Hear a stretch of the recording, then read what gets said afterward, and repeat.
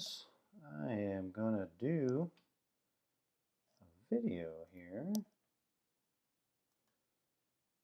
and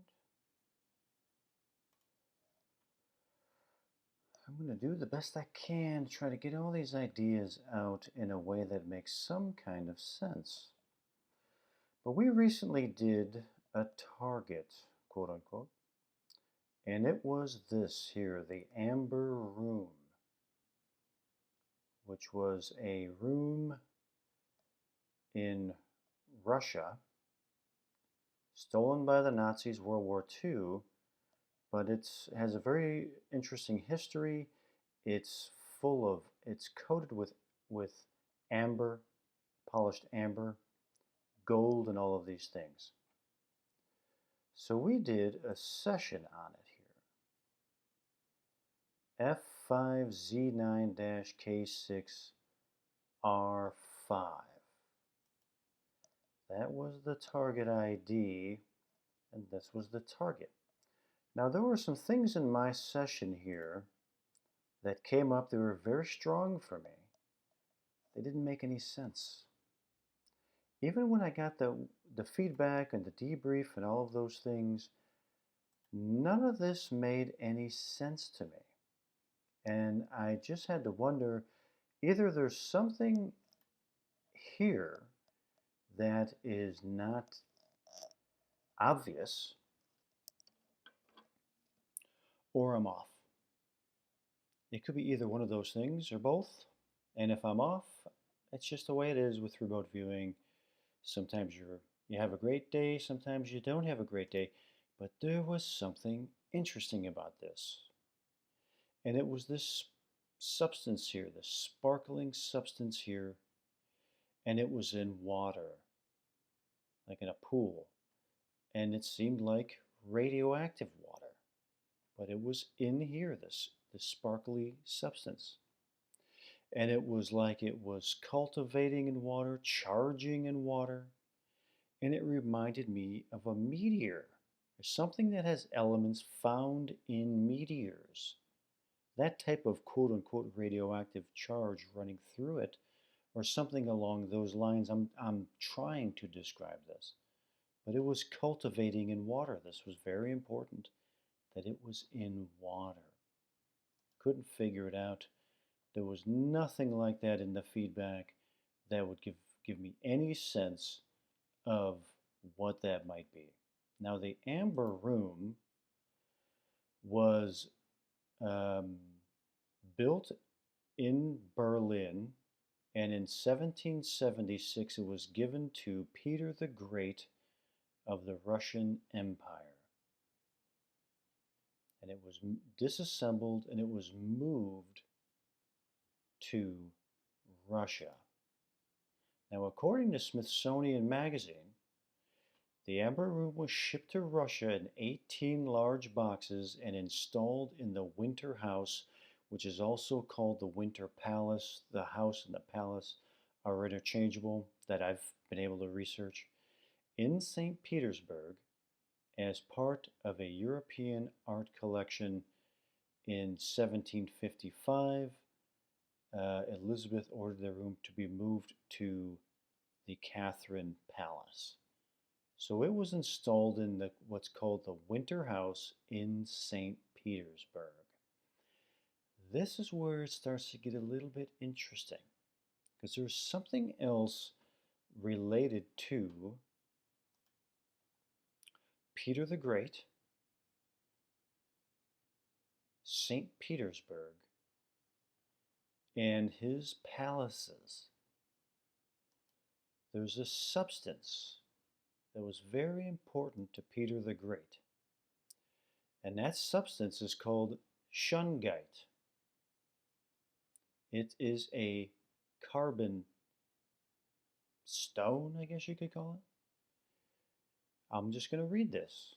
The earliest historical references to Shungite dates back to 1706 during the reign of Peter the Great, the same guy who got the Amber Room, who ordered this guy to bring this, what they used to call it in the old days, or the Shungite stone, from its deposit to his summer palace. The Tsar wanted the stone placed inside of water fountains because of its reputation for healing and purification. Hmm, that's very interesting. So there's a story in here about Peter the Great's mother being healed by bathing and drinking this water that has either been uh, run over or soaked in with these shungite carbon stones in the water. And they apparently have some kind of healing properties when you put the stone in water. Well, I thought that was very, very interesting. So I was wondering here, well, let me just keep going here with this shungite. Shungite here. Here's another reference to it. The shungite long history in Russia, where it has been used for various purposes for centuries.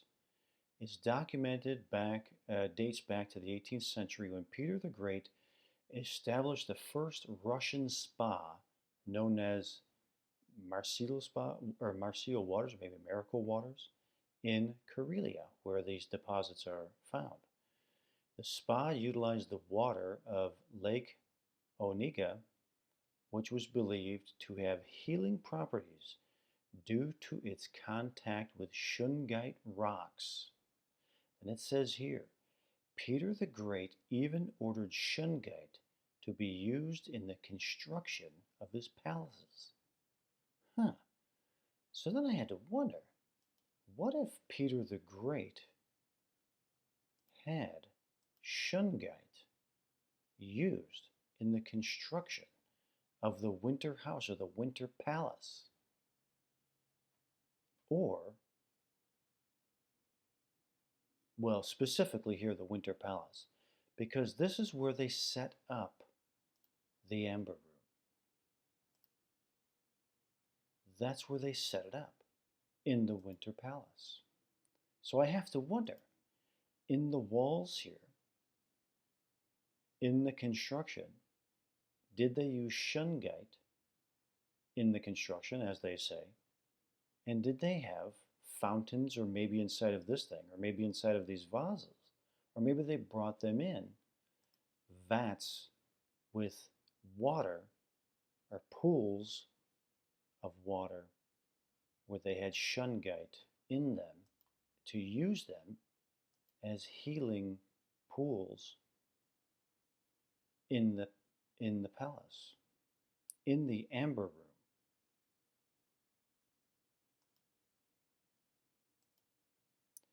Here's the Winter Palace here. Okay. Now they're saying here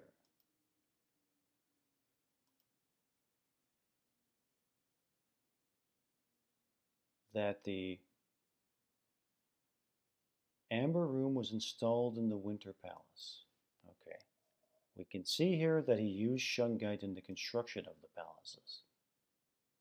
Here.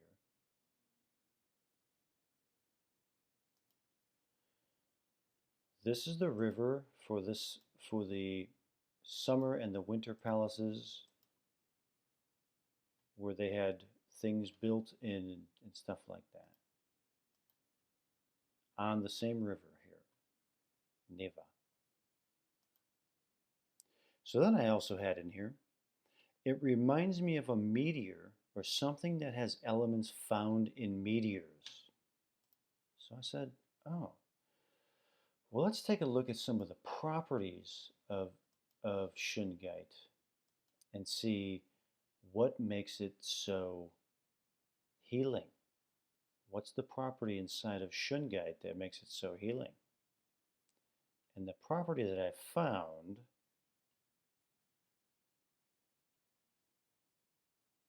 is this, a compound. The stone has a unique composition. It contains fluorines, a 3D spherical molecule made of 60 carbon atoms, C60. So shungite has naturally in it C60. But fluorines, wait a minute, where else did I see that?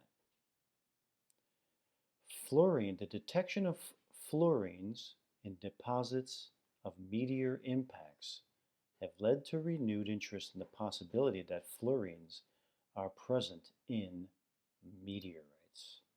That's what I had here. That's pretty interesting. So then I kept looking for it. This Nobel Prize winning molecule could be the best thing for anti-aging. Okay. Well, I also had in this session that in these vats with this type of stone in there, they would bring people in and they would see how they had, if they had an effect by being in the vicinity of this stuff. And I even had ideas of people being able to be brought back to life. That came up in that session. Also this, that this substance can be added to other substances, a type of building material. Huh. The substance can be added to other substances, a type of building material. Well, that's what they said here. Where do we find it? Peter the Great ordered Shungite to be used in the construction of his palaces. So then I continue on. Some might think it's the fountain of youth, or have some type of restorative capability to form itself or other things. A retroactive substance can bring something back, like a time machine, like a fountain of youth, is how I described it.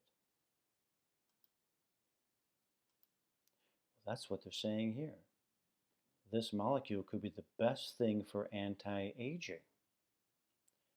The fullerene, or carbon 60. Isn't that interesting? This is fullerene.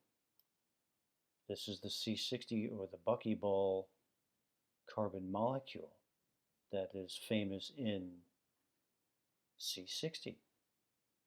That has the healing properties. So I had to look at here. What is shungite and does it have healing properties? There it is there. And they go on. They give a brief description here. The most pure stuff, which is in this area here of Russia. What are the benefits?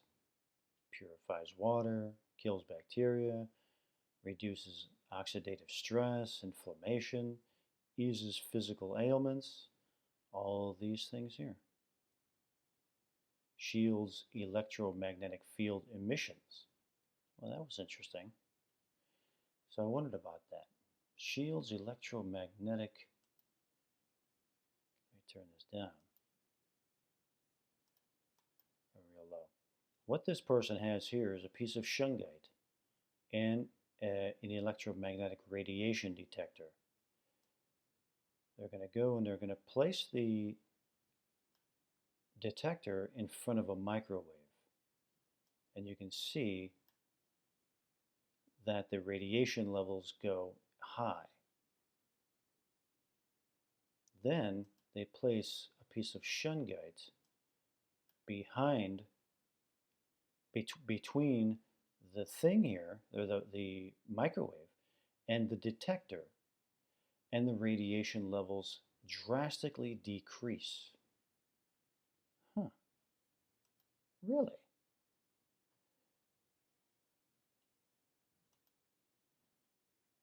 Kind of like what I was seeing here. Does the shungite absorb the radiation or does it go through it somehow? That's pretty much what they're indicating. That the shungite has the ability to absorb radiation. Like this. Maybe this is the absorbed radiation here in the water pool.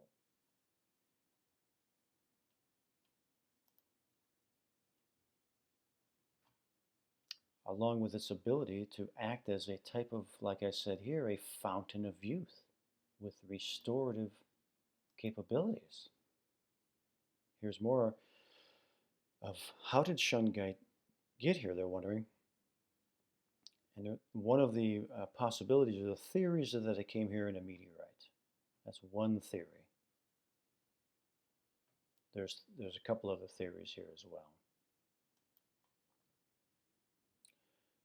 So I'm wondering here in my session for the amber room here,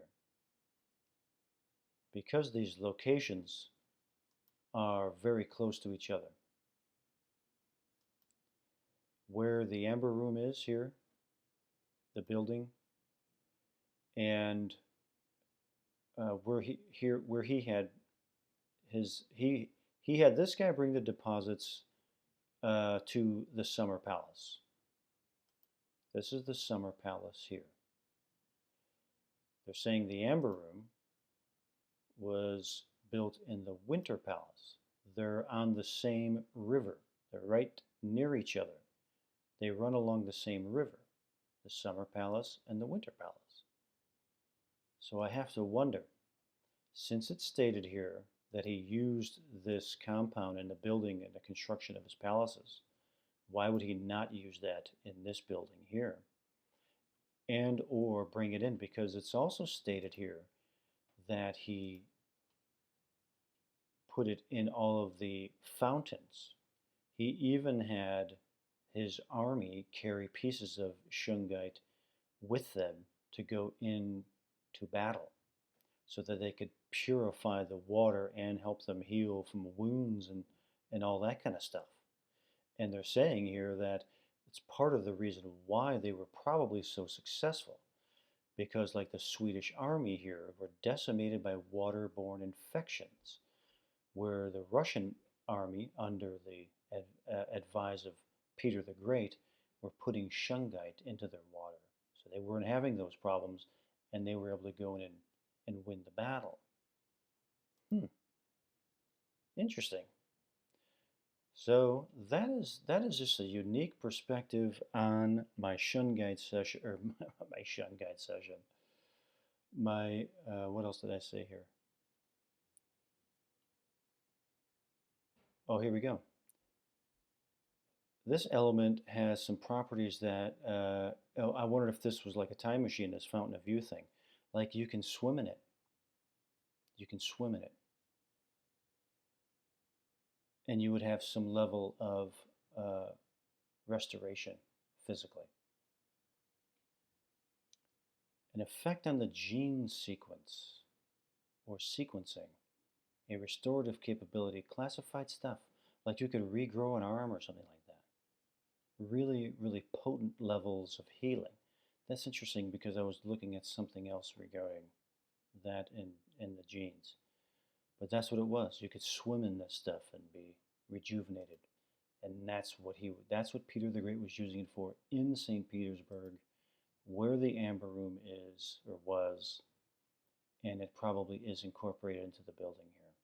So that's just a cool update. Just the fascinating stuff, some potential very interesting feedback for me on a session that I really did not understand. But I have a better understanding of it now. Hope you find that interesting. Many more to go.